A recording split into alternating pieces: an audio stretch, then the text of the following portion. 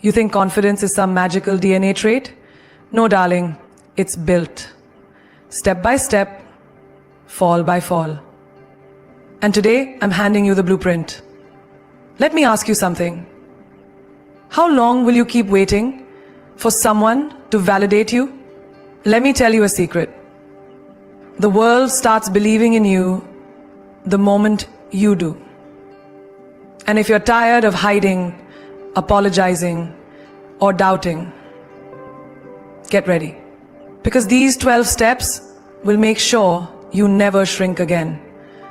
That voice in your head, the one that whispers, you're not enough, you're too much, or you'll embarrass yourself, that voice is not the truth. It's just an echo of every insecurity, every rejection, every accidental insult you've ever absorbed and turned into a belief. And here's the harsh truth. You've believed that voice more than you've ever believed in yourself. But today it's time to change the script.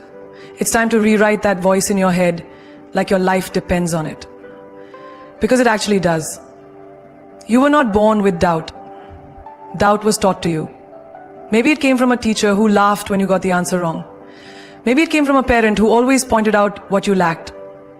Or maybe it came from those harmless jokes your friends made that you laughed off but cried about later.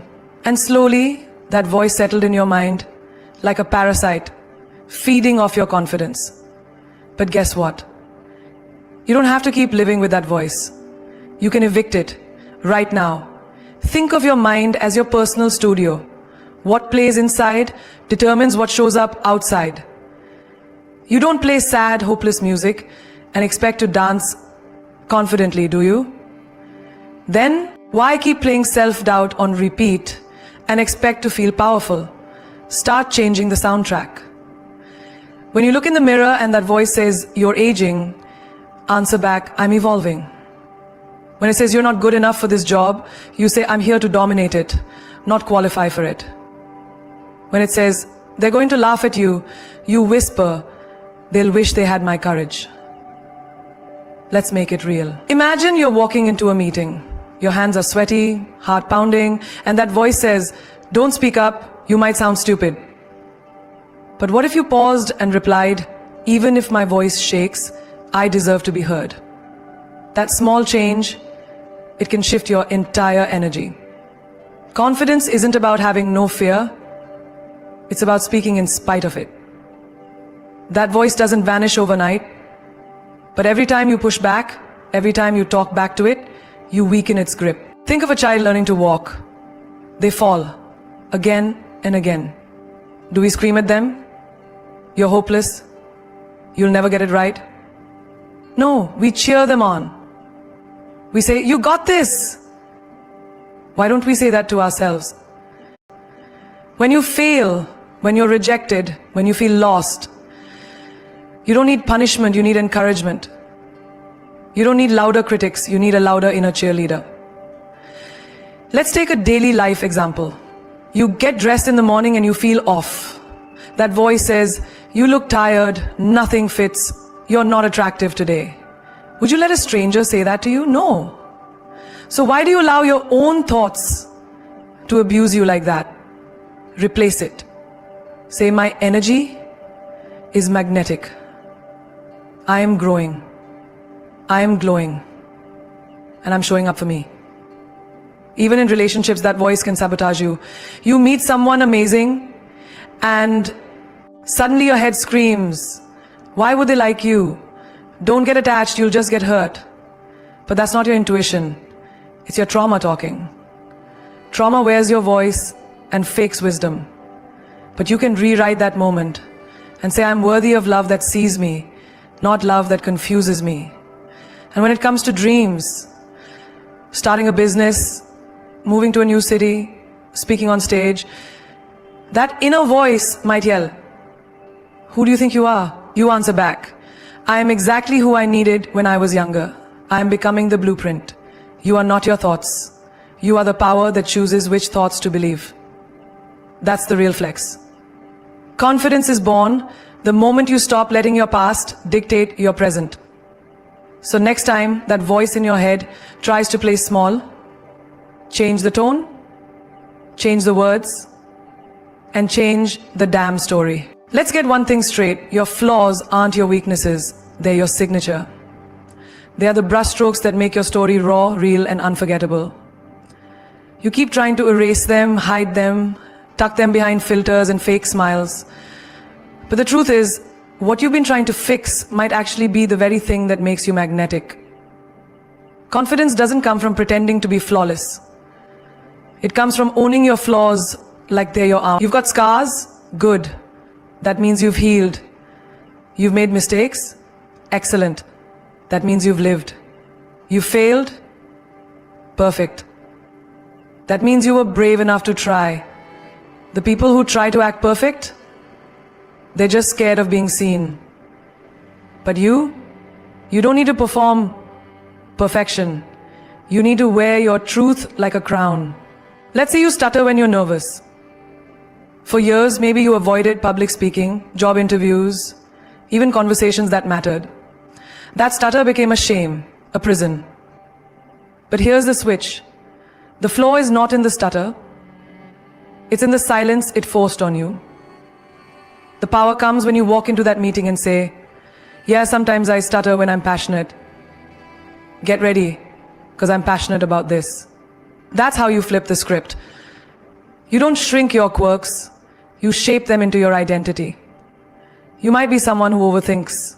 You analyze every situation, every word, every gesture.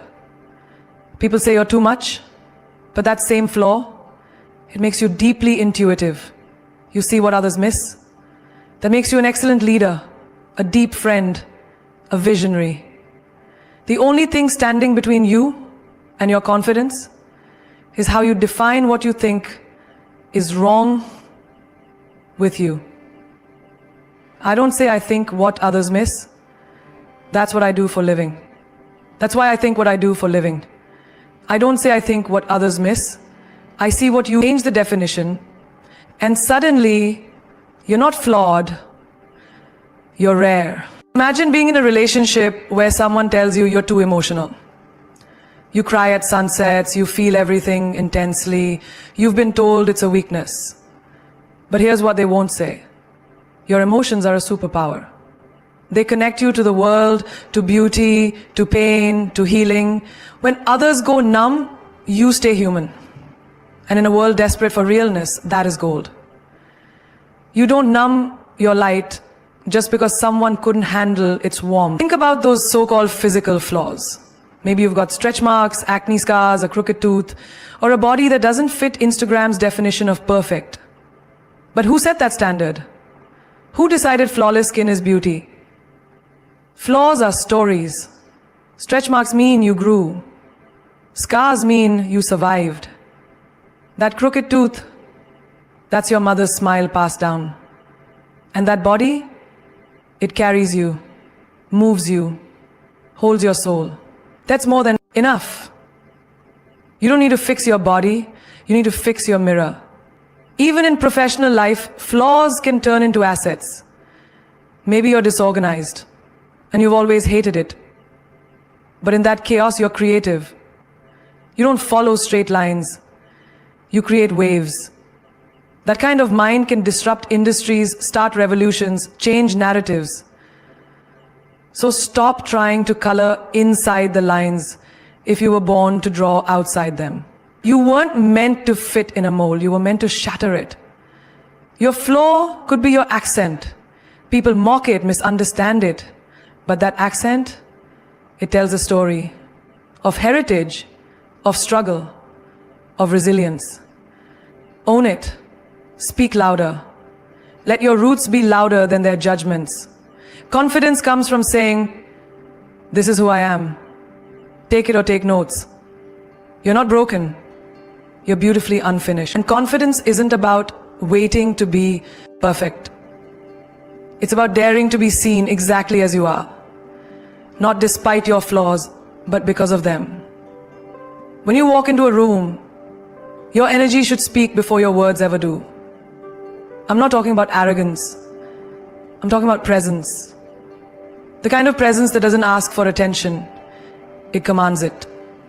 The kind that walks in without apology, without shrinking, without waiting for permission to take up space. Because confidence isn't something you wear like makeup. It's something you radiate from within. And when you truly own your space, the room starts to adjust to your frequency. You've been taught to play small, to tone it down, to dim your light so others don't feel blinded. But playing small doesn't protect you. It imprisons you. When you walk in like you own the room, it doesn't mean you're better than anyone else. It means you are no longer willing to act like you're less. Picture this. You walk into a high-stakes meeting and instantly you feel the pressure in your chest.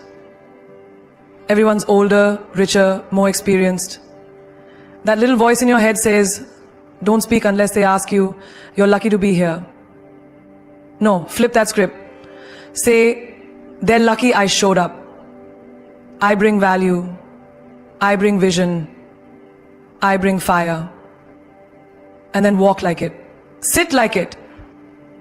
Speak like it. Because posture is power. Energy is loud even in silence. Think of an actor stepping onto a stage. Even before the first line is spoken, you can feel the confidence in their stride, their eye contact, their breath. You deserve to live your life like you're on that stage. Not faking it, but feeling it. Confidence isn't about pretending to be fearless. It's about being brave despite the fear. It's about telling your inner critic thanks for your opinion, but I've got this.